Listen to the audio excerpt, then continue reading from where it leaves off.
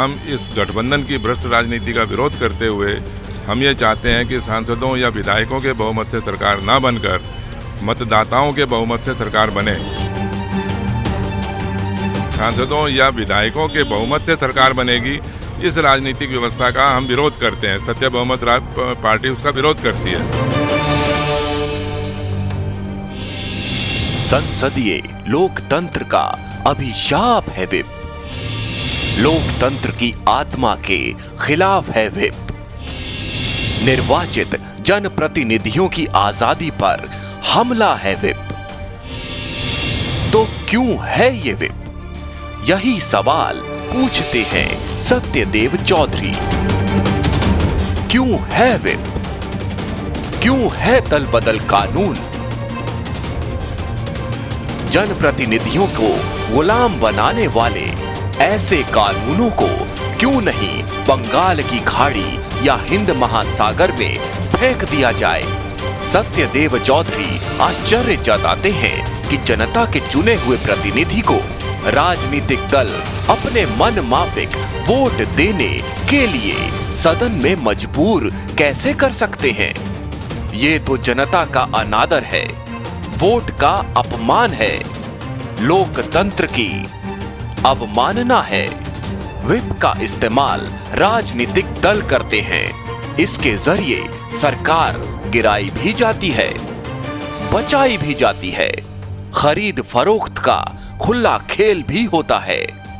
लेकिन लोकतंत्र में वोट देने वाले मतदाता इस खेल को दूर से देखने को मजबूर होते हैं। सांसद विधायक खरीदे बेचे जाते हुए लोकतंत्र का बिकाऊ माल बन जाते हैं। कहने की जरूरत नहीं कि आखिरकार बिकते आम मतदाता ही हैं। तो व्हिप क्यों है? संविधान में नहीं है व्हिप। संसद की नियमावली में भी नहीं है व्हिप। लोकतंत्र के झंडा बरदार सत्य बहुमत के हिमायती सत्यदेव चौधरी कहते हैं कि व्हिप का उल्लेख ना तो संविधान में है और ना ही संसद की नियमावली में। ये उपनिवेशवादी युग में अंग्रेजों की संसदीय परंपरा के हिसाब से अस्तित्व में है, जो दल बदल कानून के बाद अधिक मजबूत हो गया। दल बदल कानून भी लोकतंत्र पर किसी बड़े हमले से कम नहीं है।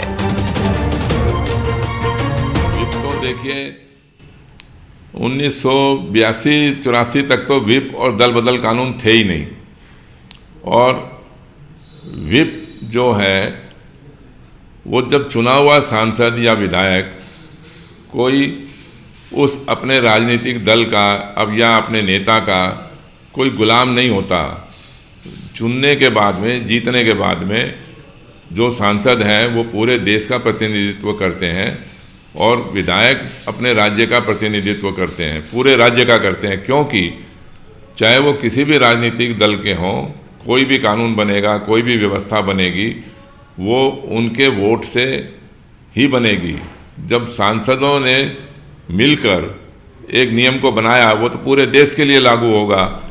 ये कैसे हो सकता है कि भाई एक राजनीतिक दल के गुलामों की तरह उसमें हाँ या ना करे उस बिल के ऊपर? इसलिए मैं इस लोकतंत्र के अंदर ये लोकतांत्रिक व्यवस्था है ही नहीं। व्हिप और दल बदल कानून अलोकतांत्रिक है, ये लोकतंत्र नहीं है। व्हिप और दल बदल कानून नहीं होने चाहिए। तो व्हिप क्यों है? राष्ट्रपति चुनाव में लागू नहीं होता है व्हिप। राष्ट्रपति चुनाव में आज भी राजनीतिक दलों का व्हिप लागू नहीं होता। ऐसा तब है जब राष्ट्रपति का चुनाव प्रत्यक्ष मतदान से नहीं होता है। भारत में राष्ट्रपति चुनने के लिए अनुपातिक प्रतिनिधित्व प्रणाली अपनाई गई है। इसमें एकल संक्रमणीय मत पद्धति का इस्तेमाल होता है। निर्वाचित सांसद और विधायक राष्ट्रपति को चुनते हैं, जिनका मत मूल्य अलग अलग होता है। राज्यपाल तो राष्ट्रपति महोदय तो फिर भी चलो एक चुनावी प्रक्रिया से निकल के आते हैं, लेकिन राज्यपाल तो मनोनीत किए जाते हैं। तो जो चुनाव होने के बाद मतदाताओं ने जो निर्णय लिया कि हमारे को सरकार इन नेता के समर्थन से, इस नेता के सानिध्य के अंदर वो सरकार बननी चाहिए, तो उसके अंदर फिर राष्ट्रपति के या राज्यपाल के विवेक और परंपरा के ऊपर तो आधारित होना ही नहीं चाहिए। जो निर्णय मतदाता लेंगे उसी की प्रक्रिया को आपने उसको स्वीकार करना है।